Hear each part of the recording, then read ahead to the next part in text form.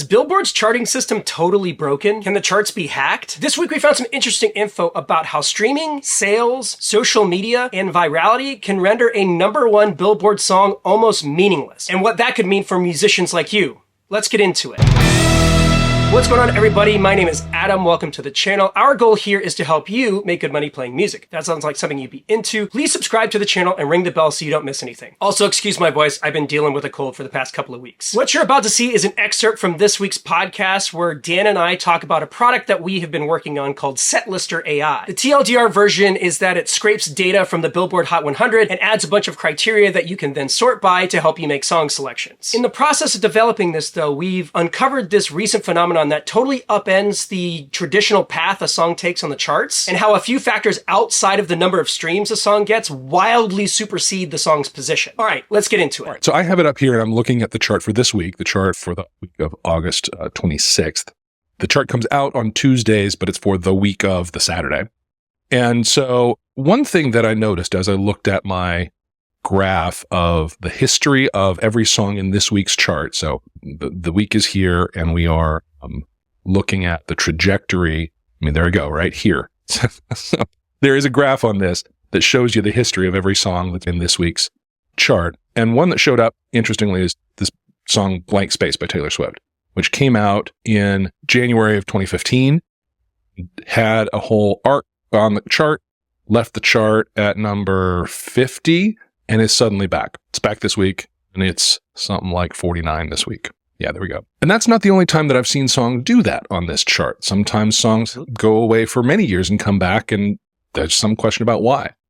The other thing that I really started to notice is traditionally, a song has a certain kind of shape of its time on the chart. And you're looking at, before we hit the record button, is Ain't It Fun by Paramore. So those of you watching on the YouTube, I've now searched up Ain't It Fun. And just describe here the arc that it took on the chart was from March of 2014 to August of 2014, 5 months, give or take.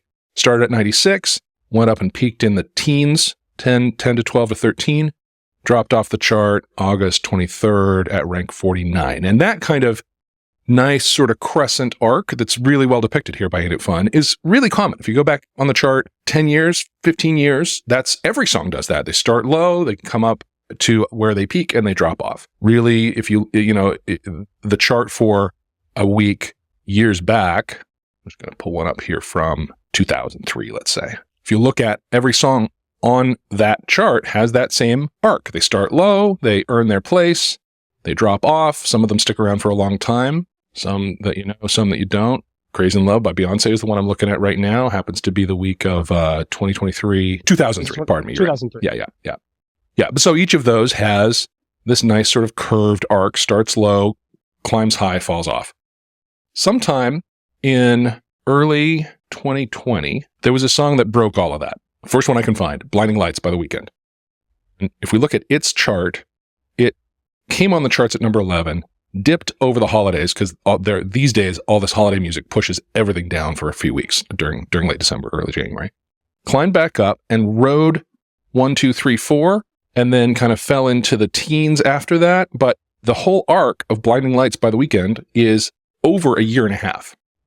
And it's the first song I found that really came out high, started high, stayed high, had this very straight line trajectory across the top of the chart. And there's one reason why that song did that. What is that reason, Adam? Oh, Dan, that reason is TikTok. Exactly. What we're looking at is the impact, here's the bottom line of it, the impact of social media virality on the movement of songs on the Billboard charts. And these days, this pattern is what you see. If we take a look at, so we're back again to the chart for this week. I can zoom this chart in and ignore some of those really long tail ones. So let's just do that. If I just look at the last few weeks on this chart, you'll see that essentially there are 3 or 4 songs that have fully sucked up all the attention at the top of the chart for months and months and months. The last few months, it's all about Last Night by Morgan Wallen. It's all about Flowers by Miley Cyrus. Kill Bill, SZA's been up there a little earlier in the summer. Calm Down, Rima and Selena Gomez. And the thing I asked Adam about this tune, Last Night, Morgan Wallen, do you know that song? Yeah, and I've never heard it. Yeah, and it's been number 1 on the chart for 16 weeks. Yeah. Well, TikTok knows it. Knows it really well. What Well, and I think that's what it boils down to is you could just say, well, you're old and you don't listen to the radio. Right. So maybe that's why. Right. But you had a really great anecdotal example of how this kind of situation can be an issue when you are playing out. Yeah. So tell them all about this. Well, this last night. This tune here, Last Night by Morgan Wallen, is it's a pretty cool tune. It's got a really kind of interesting, groovy acoustic guitar riff that is the heart of it. And I learned it. I was like, it's crushing. I got, clearly it's a signal that I need to learn this song, get it out there. And I played it a couple of times acoustic, and the room just blinked at me like literally nobody knew this. And it's been on the top of the chart for 16 weeks. In fact, I didn't show you this earlier, but if we go search by songs that have been number one, so I'm searching right now for songs that have been number one at least once. And if I sort by weeks at number one, look, there's Last Night. It's the fourth longest run of number one in Billboard history. Period. Number one's Old Town Road, Lil Nas X. Number two's Despacito. One Sweet Day by Mariah Carey and Boyz II Men from 95 was number one for 16 weeks. I don't remember that one. I don't know if anyone does. But after Last Night, it's I Got a Feeling, Black Eyed Peas, Uptown Funk, Macarena. I mean, stuff that kind of belongs there. And here's this song that nobody knows, and it's the fourth longest streak of number one Billboard weeks in Billboard history. So that really tells you there's something really different going on than has been historically the case on the Billboard charts. Well, and the thing that we have really found is that there's multiple examples of this particular long tail kind of song, and the virality of that song is 100% the through line. Yep. So here's an example that is just like a perfect illustration of this. Is Running Up That Hill by Kate Bush. Never hit number one. So there's a distinction for this one. The distinction is that when they release the songs, they release them under different titles. Mm-hmm. So we actually have the ability to watch the chart performance of both songs in the era that they were launched. Yep. And it is the perfect contrast between the two systems. So for those of you who aren't looking at the screen here, in the 80s, it was brought out on the name Running Up That Hill. And in 2020, it was brought out on the name Running Up That Hill, parenthesis, A Deal with God. So we can literally look at the chart history of those two songs. Looking at the 80s version, yeah, it follows our arc. It comes out at 95, peaked around 30, and dropped off at 99. And that whole thing was essentially Q4 of 85, right? It's 3 months, give or take. August till January. Yep. The one that came out in 2022, opened at 8, stayed at the top of the charts. It hit number 3 at its peak, and it left the chart at 45. And again, that was a shortish run. It was only June to October.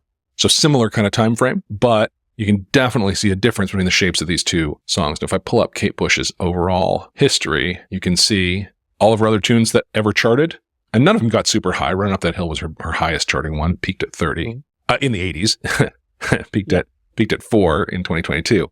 But the shape of them is just very, very different. Yeah, another one that we were looking at was Stay by Justin Bieber and Kid Laroi. And the interesting thing is looking at Justin Bieber's chart history in general. Yeah. Is fascinating because he's kind of been in the game for as long as he has while still delivering these high charting songs. You can see the change. Yeah. And in his case, it looks like it kind of starts maybe a bit earlier. Maybe. The thing is, someone with clout, the lead track on the album they drop is going to come out high anyway, no matter what. They don't have to, like earlier in his career, his songs all had to find their way to the chart. They had to fight their way up. That's not the case for him anymore. But we look at later ones like Stay happening now, like Ghost, which was on the charts until just recently. They both have this sort of long tail phenomenon. But the one that really kind of fits the thing that we're talking about is Stay. And Stay had a very viral TikTok deal. Yep. There was this one guy who figured out the DJI drones have this automated flight pattern that will like fly around you. Mm-hmm. And he would go up onto a hill in LA and do this kind of goofy dance. And once that one took off, everybody started doing it. Yep. And so he was doing them with Bella Poarch, and he was doing it with like all of these other celebrities and TikTok stars. And it had this whole, it was this whole thing for months and months and months. It's a perfect example of the difference between traditional pop songs on the charts and the TikTokification of popular music. Yeah, exactly. So what's the impact of all this? Well, a couple of things. Anyone trying to use the Billboard to mine for songs, like I started this whole section talking about how valuable it was for that, you're going to get into trouble starting around 2020. It's going to start to mean less and less. A song performing high on the chart doesn't mean what it used to. It doesn't mean that an audience is going to connect with it. It doesn't mean anything like that. We did Beggin' by Maneskin. Again, a song that was huge on TikTok for a while, just one little section of it. And I've been paying attention. When we play that section, I do notice some parts of the room like, like there is a moment of recognition around that particular moment, but that doesn't mean they're connecting with the whole song. But I think another thing that you need to take into account is the audience that you're playing towards. Mm-hmm. So in your case, if you're playing a solo acoustic show, but the clientele of that venue is kind of outside of the consumers of certain kinds of media, you're going to run into more challenges with contemporary music because frankly, there's just less of it available. Yeah. And the way that people consume it has changed considerably. That's right. So it's always important to consider the audience. If you're playing a college town, leveraging the charts, you're going to be better because they are going to be a bit more receptive, are consuming the culture in that particular way. And it's generational. You can call us boomers or set in our ways, but it is just the reality of the situation that, at some point, pop music is geared towards a certain group of people, and it's teenagers and people in their 20s. And if you fall outside of that demographic, you just kind of have to be a bit more aware of where people are consuming this music. Yeah. And I do kind of think that if you're going to be an act that's going to do current to the moment music, you got to keep an eye on the charts, but I don't think it means that much. I don't think it means as much as it used to. I think you do better keeping an ear out on Sirius Radio Top Hits 40. One, something, listening to something that's really out there. One thing to notice here is the song that is in the top of the chart this week is by an unknown, never heard of before musician, came out at number 1, a song called Richmond, North of Richmond by Oliver Anthony Music. And it's fundamentally a political statement, this song. And there was one a few weeks ago that's fundamentally a political statement called Try That in a Small Town. But it does appear that political action groups have found a way to pop their message to the top of the chart. What I read about that is that both those songs were powered there by a very unusual number of 99-cent downloads, which is an obsolete way to consume music, but still available and is more heavily weighted on the chart than anything else. So if you want to call that AstroTurf or I don't know, it seems to me like gaming of the chart for a statement, which is interesting. Yeah, I mean, I can see how, again, talking about virality, when you have a song that is controversial and people are talking about it. Yes. On social channels. Yep. How those are now able to kind of circumvent the normal means in which pop music is rated. Yep. You bring up an interesting point where sales are the end all be all, but because sales are so much smaller today than they were 15, 20 years ago, you can have 15,000 sales, take a song to number 1. Yep. Whereas like in the 90s, if your single sold 15,000 units in a single week, it was a flop. It was a failure. Yeah, it was noise. Now that's all it takes. Yeah, because it's weighted so much heavily against streams. Right. Well, money talks. I mean, that's ultimately what people are looking at. Yeah. Yeah. So it does. And it's also, if you're talking about like a promotional campaign, $15,000 is a pretty small budget to get a song to number 1. Exactly. It does appear that we can now buy our way onto the chart. Well, there you go. So, yeah. The other side effect of all of this, just to back out of that political minefield, is that there is now this phenomenon of some small group of songs sucking up all the oxygen at the top of the chart. There was a condition a couple of years ago. Drake brought out an album that had 20 tunes on it. They all hit the chart simultaneously the same week, and the same 10. At one point, he had the whole top 10. For many, many weeks, he had 2/3 of it. It was, nobody but Drake could get on the chart. It was completely blocking the world. And so that means there's less mobility on the chart. There's less fluidity of things coming in and out. There's less content on it to even mine. That's another aspect of how this virality condition is impacting the value of the chart as the kind of tool we want to use it for. Yeah, I mean, data is fascinating, and it allows us to kind of see things and see patterns in ways we wouldn't normally be able to. Yep. And it doesn't necessarily change the way that we approach things, but it should be something to take into account when you are making those choices. And I think, like you had said earlier, paying more attention to what you're actually hearing out in the real world in meat space is probably the best determiner of what songs you should or should not be adding to your set list at any given time. I come home from the grocery store with like 2 or 3 tunes I had to do. You just keep your ears open. I don't know where you're shopping because like I feel like all you hear is yacht rock out and about. Yeah. Maybe we should add some more Ambrosia to our set list. Ooh, yeah. Let's do it. Why not? Well, thanks for bringing that up. Finding patterns and stuff and finding unique things to talk about. This was a topic when Dan brought it up. I was kind of like, how does this work? But, seeing kind of the whole picture of it, it is a fascinating piece of information to take into account when you're working in the world that we're working in. So great job there.